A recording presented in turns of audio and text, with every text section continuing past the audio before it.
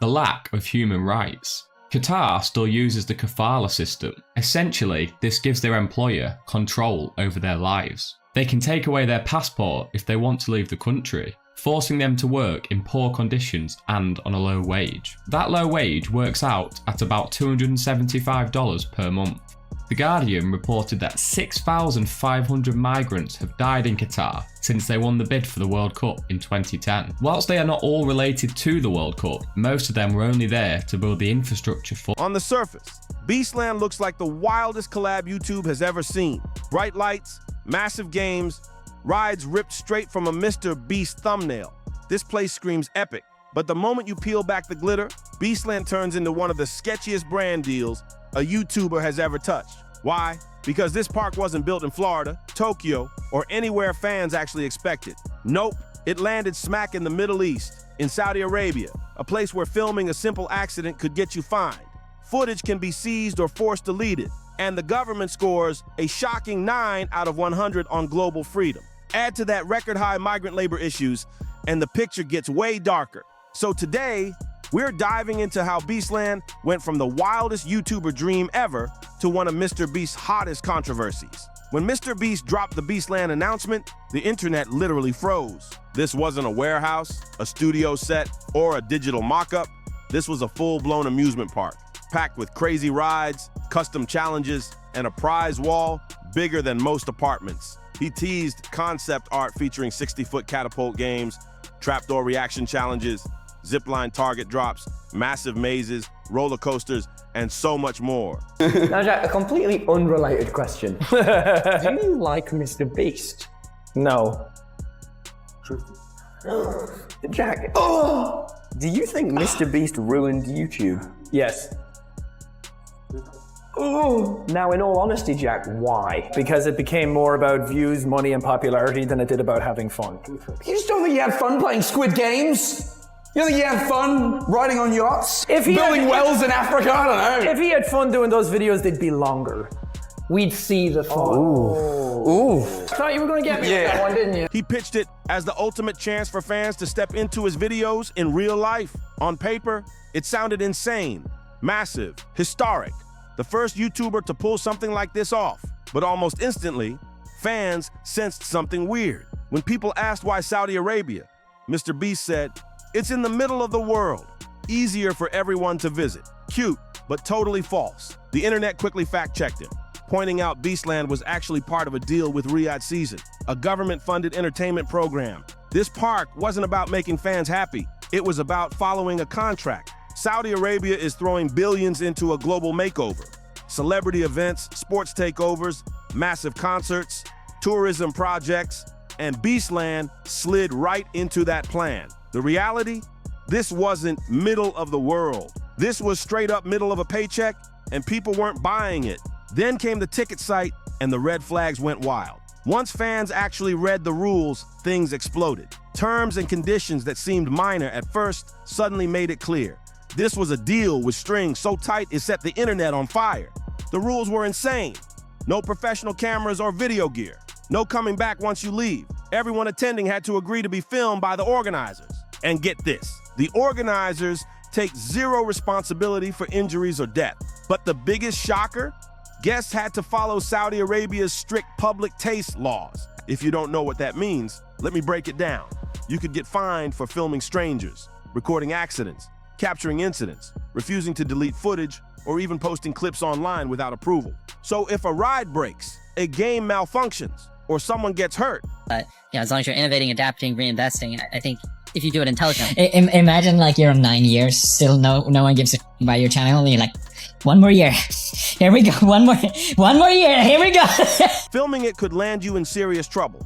Authorities can hit you with fines in the hundreds of thousands of dollars and force you to erase all evidence. Compare that to the US. If a ride fails or an accident happens, it's news everywhere, viral within minutes. Beastland flipped the script completely, turning what should have been epic content into a legal nightmare. In Beastland, the government can literally erase any footage, just like that. And this alone made people stop and rethink the whole project and the morality behind it. Suddenly, Beastland doesn't feel like a fan playground. It looks more like a government-controlled PR stunt. Think about it. If a family member, your brother, your sister gets hurt, or worse, dies, you can't sue. You can't post it online. Nothing. The accident or death could be swept under the rug, hidden by authorities, and you're forced to stay silent. And that's before we even touch the country's human rights record. Saudi Arabia's global rankings are brutal. 9 out of 100 on freedom, 1 out of 40 on political rights, 8 out of 60 on civil liberties. Women only recently got the right to drive. LGBTQ+ identities are fully outlawed. Speaking out against the government can land you in jail. Journalists face extreme restrictions, and dissent is harshly punished. Beastland might look like fun on the surface, but underneath, it's a giant red flag. This isn't exactly a country known for transparency or safety, and it's definitely not a place where a creator famous for filming everything should be building a theme park. Now let's talk about the labor question everyone's quietly skipping. You don't throw together a theme park, temporary or permanent, without construction workers. And in the Middle East, that opens a huge can of worms. Saudi Arabia and its neighbors have a long history of abusing migrant workers. Passports confiscated, people forced into 15-hour shifts under scorching heat, living in camps with terrible conditions, no pay, unexplained deaths, families left in the dark. Human rights groups don't sugarcoat it. They call it modern slavery. And here's the kicker. All of that might have been part of the reality behind Beastland's construction. Let me hit you with some numbers so you get just how brutal this is. Over 21,000 migrant workers have reportedly died on Saudi mega projects since 2017. Qatar's World Cup construction, more than 6,500 migrant deaths in the same period. Think about that for a second. People literally dying because a $1 trillion government won't pay for proper workers to build stadiums. It's insane. We all know the Middle East is rolling in money with princes and oil wealth, yet slavery is still happening on the ground. These aren't small, questionable claims. This is the harsh, undeniable reality for workers in those countries. And now you start to see the dark side lurking behind Beastland's glittery surface. So when Beastland suddenly pops up in the desert with massive structures and heavy machinery, people start asking the obvious questions. Who built this? Under what conditions? Were they safe? Were they even paid fairly? Did anyone get hurt? And because filming incidents is restricted, we'll probably never know. Honestly, people saw this coming. Back when Lunchly, the fake Healthy Lunchables collab, dropped, Dan tweeted, "What happened to YouTubers? You're selling crap to kids for money. Do better." And now, Beastland might just be selling more of the same. Flashy, expensive, dangerous entertainment to kids who don't know any better. Even Jacksepticeye chimed in with his lie detector moment, saying he doesn't like MrBeast anymore because he turned YouTube into a money and views game, forgetting the whole point of having fun and showing your real personality. The backlash was already brewing before the park even opened, and Beastland is basically the physical proof of that shift. Even PewDiePie couldn't help but laugh at the grind 10 years for success clip from MrBeast because he knew what was coming.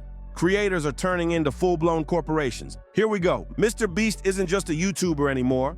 He's a massive brand empire. Food, drinks, restaurants, apps, AI, and now a theme park. The fun, gone. The priority, building bigger, scaling higher, and turning everything into a profit machine. And honestly, Beastland perfectly exposes this corporate era of MrBeast. He almost accidentally pulled back the curtain on what a lot of people were already feeling. He's no longer the people's favorite creator. He's a mega corporation, the first of its kind on YouTube, and the shift from playful YouTube genius to business empire is impossible to ignore. And it looks like people are finally waking up. After years of controversies, fans are done. They're turning on him, and this isn't just gossip or drama. This is serious pushback with real-life stakes. Because here's the thing, this theme park isn't like Feastables or Lunchly. Beastland has an entire government backing it. Yeah, you heard that right. An actual government invested in this project. That's insane. But here's the kicker. MrBeast might never face real consequences for it. Why? Because Beastland was never meant to be permanent. All the hype, all the controversy, it was part of a short-term plan.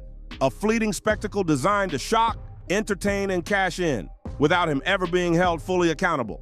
Beastland wasn't built to be part of MrBeast's legacy, and it wasn't built for us, the fans, the viewers. It was a 45-day attraction, a tiny piece of a massive global PR campaign. Temporary structures, temporary hype, temporary rise. When the park closes, the rides get packed up, and the desert goes back to, well, just being the desert. Most people will probably forget about it soon, But the questions, they won't disappear. If anything, this whole spectacle confirmed what people were already whispering. MrBeast isn't just a YouTuber anymore, he's a corporation. The priority isn't fun or fans anymore, it's money, optics, and expansion. Now, is MrBeast's career over? Not at all. But Beastland proved one thing loud and clear. YouTube's favorite creator has crossed the line into something much bigger and far more corporate than anyone expected. But honestly, it feels like people are finally waking up. MrBeast's image is starting to crack. He used to be the untouchable favorite, the GOAT of YouTube. Now, fans are finally turning on him, and the shine is fading. So what do you think about Beastland? Was this a project MrBeast actually wanted so fans could have a blast, or just another massive cash grab? Those Middle Eastern investors probably paid him hundreds of millions. But morally, was it right to take that money? I want to hear your thoughts in the comments. And most importantly, will you actually visit Beastland if you get the chance? Hope you enjoyed this breakdown. Don't forget to like, share, and subscribe. Drop a comment with your thoughts, and I'll see you guys in the next one.